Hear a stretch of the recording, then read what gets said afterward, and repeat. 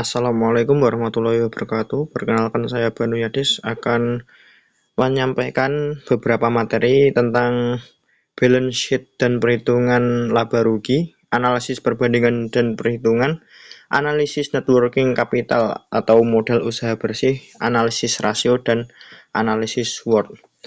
Langsung saja masuk yang pertama, yaitu balance sheet atau neraca dan perhitungan laba rugi. A. Balance sheet atau neraca. Neraca adalah laporan keuangan yang menunjukkan posisi keuangan perusahaan pada suatu titik waktu tertentu.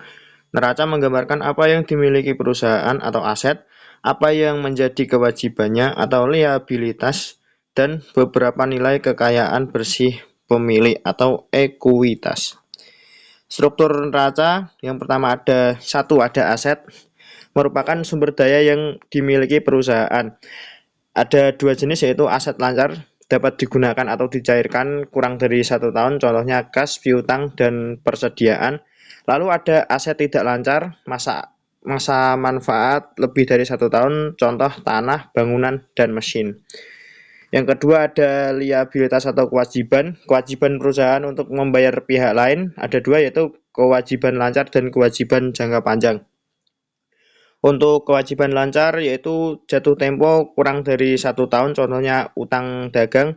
Lalu untuk kewajiban jangka panjang, contohnya utang bank jangka panjang.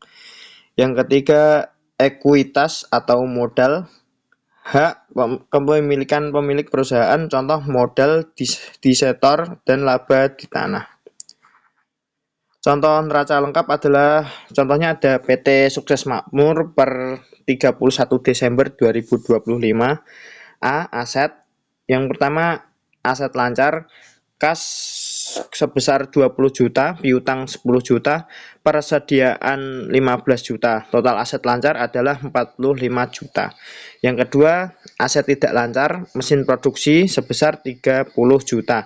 Total aset tidak lancar adalah 30 juta. Total aset sama dengan 75 juta. B. Liabilitas. Yang pertama, utang dagang sebesar 10 juta, yang kedua utang bank sebesar 15 juta. Total liabilitas adalah 25 juta. C.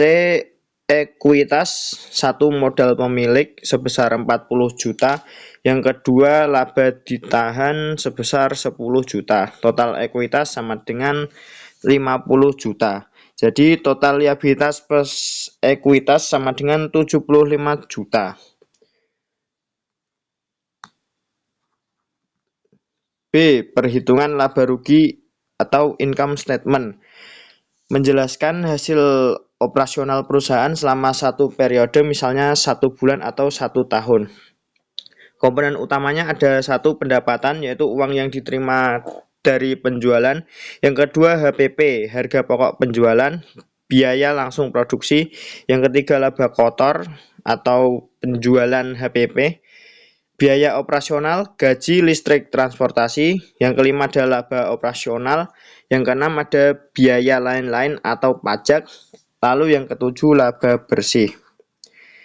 Contoh laba rugi lengkap, contohnya PT Sukses Makmur periode tahun 2025, penjualan 100 juta, HPP 60 juta, sehingga laba kotornya 40 juta rupiah. Lalu untuk biaya operasional, gaji 7 juta, listrik 3 juta, transportasi 5 juta, total biaya operasional sama dengan 15 juta rupiah.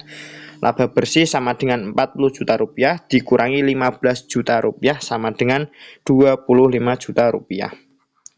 2. Analisis perbandingan perhitungan atau comparative analysis. Analisis ini dilakukan dengan membandingkan angka keuangan antara periode, misalnya tahun ini dengan tahun sebelumnya. Fungsi analisis perbandingan adalah mengetahui pertumbuhan pendapatan, mengukur perubahan biaya, menilai kestabilan perusahaan, dan menentukan arah strategi bisnis. Contoh perbandingan tahun penjualan perubahan. Di tahun 2024 ada 80 juta, perubahannya tidak ada. Lalu untuk tahun 2025 100 juta, naik 20 juta. Lalu untuk implementasi perubahan mengalami pertumbuhan pendapatan 25%, menunjukkan kerja yang semakin baik. 3. Analisis networking capital atau modal usaha bersih. Networking capital NWC sama dengan aset lancar dikurangi kewajiban lancar. Fungsi NWC mengukur kemampuan membayar kewajiban jangka pendek. Yang kedua, menilai kondisi likuiditas. Yang ketiga, menentukan keamanan operasional perusahaan. Contoh analisis NWC adalah aset lancar sama dengan 45 juta, kewajiban lancar 20 juta. Sehingga NWC-nya 45 juta dikurangi 20 juta sama dengan 25 juta. Interpretasi perusahaan liquid dan sanggup memenuhi kewajiban jangka pendek. NWC positif sama dengan baik, NWC negatif sama dengan berbahaya, sehingga perusahaan berpotensi tidak bisa bayar utang. Yang keempat ada analisis rasio keuangan, financial ratio analysis. Rasio keuangan digunakan untuk menilai kondisi perusahaan secara lebih mendalam. A. Resiko likuiditas mengukur kemampuan membayar utang jangka pendek. 1.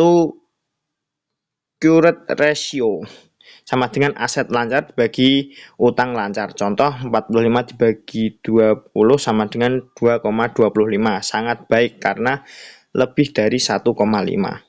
Quick ratio sama dengan aset lancar dikurangi persediaan dibagi hutang.